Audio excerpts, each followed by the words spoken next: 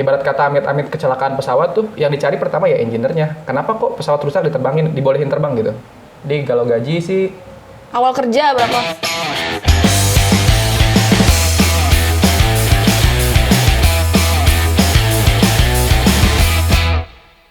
Selamat malam guys, welcome back to our channel. Sekarang kita ada di konten bedah. Jadi kita di sini akan membedah profesi-profesi dari orang-orang yang mungkin kalian ingin tahu gitu profesi apa aja.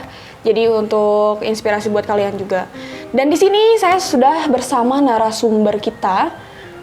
Halo, selamat malam. Selamat malam. Oke, di sini ada rekan saya nih, namanya Dean. Dean ya. Jadi dia ini sekarang sudah tergabung di timnya kita. Selamat datang, Dean. Hi everyone. Nah, jadi sekarang kita akan membedah nih profesi Dean, tapi bukan yang saat ini karena kan sekarang anak baru ya. belum di ospek tapi nggak apa-apa. Yep. Jadi kita akan membedah profesi kamu yang sebelumnya. Ya cukup menarik karena ya. Nah, tapi sebelumnya kita mau tahu nih profilnya Dean itu seperti apa, kan kita nggak tahu ya Dean ini siapa sih gitu kan.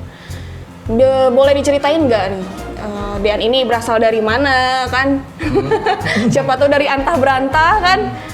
Oke, ceritain aja. Hai guys, perkenalkan nama saya Dean Wijaya, biasa dipanggil Babang Tampan. Saya lahir di Sumedang, Kota Tahu. Dan sekarang sudah tinggal di Bandung. Di Bandung ya? Yes. Dan sebelumnya nggak tinggal di Pulau Jawa ya? Iya. Di mana? Ini bener-bener kebahagiaan bagi saya udah bisa balik lagi ke Bandung karena saya dulu tinggal di suatu tempat yang entah saya belum pernah ke sana sebelumnya, tapi udah tinggal 5 tahun di sana, yaitu di Bengkulu. Di Bengkulu. Okay. Sumatera.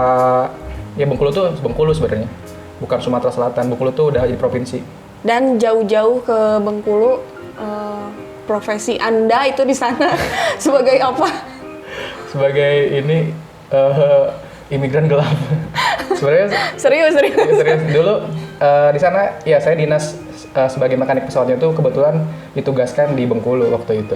Mekanik pesawat ya? Pesawat mana tuh? Pesawat telepon.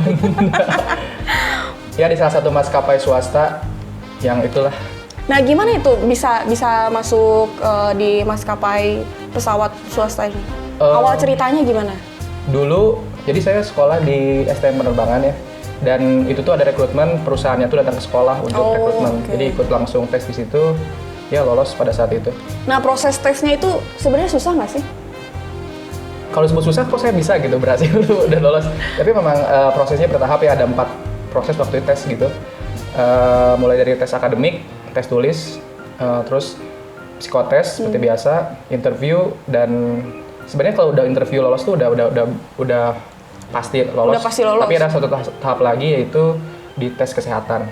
Dan langsung dipindahkan gitu, Nah, jadi kayak dinas itu, ya? Sebenarnya saya tuh akan ditempatkan di Cengkareng di Jakarta gitu. Cuman baru sebulan training segala macem, tiba-tiba karena kebutuhan mungkin ya, jadi angkatan saya tuh batch yang itu tuh disebar ke seluruh pelosok Indonesia waktu itu, dan kebanyakan di Sumatera sama di Jawa. Seperti penugasan ya? Ya, penugasan. Nah, itu waktu seleksi ada ini nggak? Ada apa kendala gitu? Maksudnya kendala tersulit gitu? Ada nggak? Kendala tersulitnya yaitu meninggalkan tempat ternyaman ini sebenarnya waktu itu. Tapi sebenarnya justru sangat ini bertolak belakang gitu. Saya waktu itu senang banget loh bisa langsung ke Bengkulu gitu. Maksudnya bisa dipindahkan jauh gitu. Karena apa? Karena itu pertama kalinya saya naik pesawat. Sumpah. Itu momen pertama kalinya saya naik pesawat. Jadi dari kecil sampai sekolah udah gede pun belum pernah kemana-mana naik pesawat gitu ya. Ya belum pernah keluar pulau, masih di jauh-jauh aja. Merantau ya? Merantau, dan itu pertama kali naik pesawat. Jadi happy aja dari awalnya gitu. Wih, seneng bisa naik pesawat. Cuman ya setelah menjalani kehidupan ternyata nggak asik-asik itu. Oke. Tapi kan merantau itu bagus ya, maksudnya jadi kamu tuh waktu keluar dari lulus dari SMA ya, langsung ikut tes, terus lulus. Berarti tes itu kamu nggak ikut beberapa tes, langsung lulus aja? Iya, tesnya tuh 4 proses itu, tapi cuman dibagi 2 hari gitu. Jadi setelah misalkan tes administrasi lolos, langsung di 2 jam kemudian tes lagi untuk psikotes. Nah besoknya interview seperti itu. Jadi seleksinya tuh sistem gugur gitu, bertahap. Yang banyak, yang ikut seleksi itu banyak nggak? Banyak. Banyak. Dari sekolah kamu aja atau Enggak, seluruh Indonesia? Jadi dibagi per distrik atau gimana ya, per daerah gitu. Waktu itu kalau di Bandung, istilahnya Jawa Barat di Bandung waktu itu. Di salah satu hotel di Jalan Riau dulu apa ya? Lupa pokoknya itu. Dan itu tuh tingkatannya ada 2. Dari setingkat SMA dan SMK sederajat sama waktu itu yang ikut Universitas Nurtanio kalau nggak salah. Tapi itu orang tua gimana rasanya? Setelah apa tuh? Setelah lulus? Oh setelah lulus, ya mereka bahagia karena anaknya bisa kerja. Cuman di sisi lain ya mungkin khawatir gitu ya, karena untuk pertama kalinya jauh dari keluarga segala macam dan ya semuanya berjalan seperti gitulah. Oke, jadi waktu setelah lulus, terus nanti ada penugasan, tahap penugasan. Nah, setelah melaksanakan pekerjaan di sana, pertama kali menginjak daerah sana itu gimana rasanya? Tidak sesuai ekspektasi. Gimana tuh? Karena yang saya bayangkan ya akan menjadi sesuatu yang seru gitu kan. Karena saya tahu lokasi itu tuh Bengkulu itu ya waktu itu cuman di pelajaran IPS ya. Kayak sejarah-sejarah gitu bahwa Soekarno pernah diasingkan di sana segala macam, dan di bayangan saya Bengkulu itu yang Laskar Pelangi itu. Oh iya, betul. Padahal itu Bangka Belitung beda kan. Dan ternyata B melanding di sana. Wah, kok gini? Oh, berarti Anda cuma lihat tempat-tempat wisatanya aja. Tempat-tempatnya kan ada pantai segala macam. Jadi pas udah kerja di sana kan, udah dinas di sana, teknik kerjanya itu seperti apa? Kamu tuh ngapain aja sih? Kebetulan saya di line maintenance ya. Jadi line maintenance itu perawatan di on the spot gitu, di tempat. Jadi ketika pesawat landing tuh biasanya kan penumpang pada turun tuh. Nah, tugas saya tuh ngeliling untuk mengecek kondisi pesawat saat itu. Jadi itu namanya tuh walk around check tuh secara visual mengelilingi eksterior pesawat gitu. Kalau misalkan dirasa aman dan normal gitu secara visual, nanti kita konsultasi atau komunikasi sama pilotnya apakah ada keluhan selama penerbangan itu. Biasanya kalau ada keluhan, mereka ada nulis tuh di logbook namanya. Misalkan ada problem apa nih tadi selama penerbangan atau saat deteksi dari rute pertamanya tuh ada masalah apa, nanti dia tulis dan kita kerjain di waktu itu juga. Jadi apa sih namanya buat teknisi landing sama pemberangkatan itu beda-beda ya? Beda. Dalam artian pokoknya pernah ada yang ngeklaim bahwa pesawat tuh transportasi paling aman kan? Memang sih kita nggak bisa mendahului takdir ya. Cuman kenapa orang bisa bicara kayak gitu ya karena dia tuh dicek cek pertama tuh terus double check. Udah double check tuh di recheck gitu.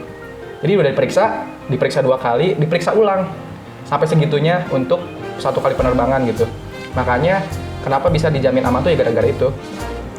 Dan ketika pesawat misalkan landing pertama kali, otomatis si maintenance-nya itu, mekanik sama engineer-nya itu tuh, dia melakukan tadi yang saya bilang visual itu dan mendengarkan keluhan kaptennya atau pilotnya. Jadi tapi kalau misalnya buat teknik kayak kamu ya, itu strukturalnya tuh kayak gimana kan? Misalnya ada kepala, ada staff-staffnya gitu. Nah kamu tuh bagian apa? Saya bagian mekanik. Jadi divisinya tuh namanya teknik. Divisi teknik. Orang kadang bingung juga tuh. Divisi teknik tuh dibagi 2. Dibagi 4 malah. Divisi teknik tuh ada line maintenance, ada base maintenance. Line maintenance itu yang di bandara itu, kalau base maintenance di hanggar. Kalau saya bagiannya di bandara bukan di hanggar. Kedua, itu tuh dibagi 2 lagi. Di line maintenance tuh ada juga cabin maintenance. Cabin maintenance itu khusus di dalam pesawat aja, di cabin. Kalau line maintenance seluruh pesawat tanggung jawab dia. Dikerucutkan lagi ada 2. Secara jabatan dia ada engineer dan ada mekanik. Mekanik tuh tugasnya semua dia dikerjain, cuman dia nggak bisa menyatakan pesawat itu layak terbang. Sementara engineer dia penanggung jawab yang merilis atau menyatakan bahwa pesawat itu layak terbang atau enggak gitu. Memang tanggung jawabnya besar banget ya? Besar banget di engineer sebenarnya. Dia kerjanya seolah-olah santai, cuman dia yang menentukan. Ibarat kata amit-amit kecelakaan pesawat tuh, yang dicari pertama ya engineer-nya. Kenapa kok pesawat rusak dibolehin terbang gitu? Selama kerja di sana kendala yang paling berat tuh apa? Kendala paling berat pressure sih sebenarnya. Karena kita kan dikejar waktu ya. Iya. Kayak misalkan kita dari penumpang yang turun naik lagi itu kan dikasih waktu misalnya 30 menit. Dan selama itu juga cuma dikasih waktu 30 menit untuk mengerjakan misalkan ada problem apa gitu ya. Nah kan itu dikejar waktu, kita sementara problemnya nggak semena-mena tiap hari kayak gitu sama gitu kan, macam-macam dan harus nyari dulu segala macam referensinya. Nah, itu sih kadang-kadang. Jadi emang problemnya itu tiap saat emang selalu beda atau gimana? Selalu beda, nggak melulu kayak gitu. Misalkan hari ini katakanlah bannya nggak bocor sih, ban misalkan ada robek gitu, ganti ban gitu kan. Besoknya ada di kelistrikannya rusak. Nah gitu-gitu kan nggak terprediksi ya. Cuman dituntut untuk selalu bisa gitu. Nah gimana tuh kan kita nggak bisa ngapal ya, harus baca dulu segala macam dulu.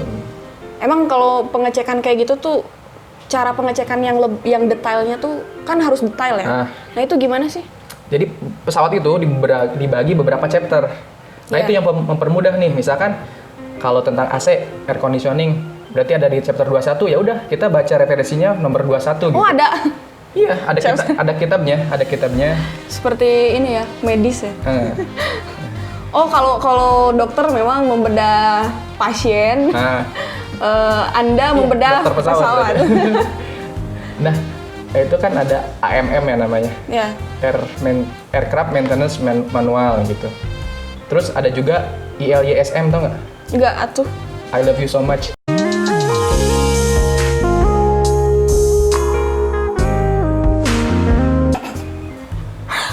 Enggak. Ya itu, jadi AMM itu kitab sucinya para teknisi pesawat. Kitab suci guys. Iya, karena ya itu dia referensinya ke sana. Kalau ada problem yang pertama kali dibuka itu cara memperbaikinya gimana gitu. Tadi dipermudahnya dengan chapternya tadi. Misalkan ada di kelistrikan di chapter 24 ya tinggal buka gitu. Jadi pas masuk seleksi juga itu ada pelatihan lagi gitu? Iya, tentu. Training. Jadi waktu itu pun saya training sekitar 2-3 bulan dulu tuh. Dan itu nggak bisa dihafal. Maksudnya dihafalnya cuma bagian-bagian itu doang, chapter-chapternya nggak bisa tuh sebuku gitu dihafal karena itu harus dibaca tetap.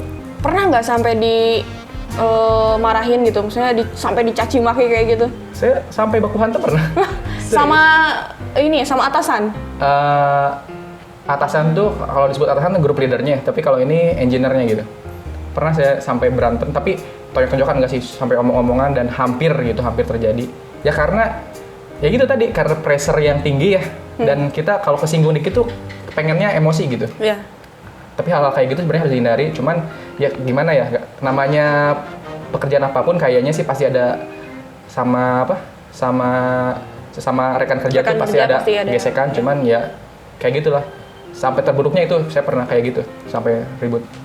Dan itu pun kalau menurut saya cukup lama dibanding dengan kru, misalkan dengan pilot. Dia misalkan setahun aja udah bisa bar 3 gitu, bar 2, naik 3 tahun udah jadi kapten. Iya. Sementara kalau mekanik itu grade-nya lama. Ke engineer tuh bertahun-tahun. Makanya disarankan buat teman-teman yang misalkan pengen ya, mending lulus SMA itu mending kuliah dulu untuk kuliah. Biar langsung meningkat jadi cepat. karena kita harus punya basic license A1 A4 gitu untuk maintenance tuh. Kan tadi ada tingkatan apa? Madya apa? Dari junior, Madya dan senior. Nah itu kamu sampai mana itu 5 tahun? 5 tahun saya cuma mentok di mekanik junior. Junior. Mungkin di sini kan ya, buat adik-adik kelas kamu juga mungkinnya di SMA atau yang emang benar-benar pengen kerja sebagai mekanik pesawat gitu. Itu gimana nih caranya biar emang dia tuh lebih lebih termotivasi lagi? Jadi buat siapapun kalian yang ingin jadi mekanik pesawat gitu ya, saya sarankan setelah lulus SMA itu mendingan sekolah lagi. Jadi karena untuk standar sekarang tuh semua maskapai minimal tuh harus punya basic. Basic tuh yang lebih matang ya? License tuh kayak surat izinnya lah kalau itu ya. Oh, jadi untuk surat izin mekanik tuh sebenarnya ada di maintenance tuh namanya A1 A4, Airframe and Power Plant gitu ya. Jadi sekarang bahkan jarang dan kayaknya udah nggak ada deh. Kayaknya saya dulu angkatan terakhir untuk yang nerima masih standar SMA ya. Karena sekarang perusahaan pun maskapai manapun ya di Indonesia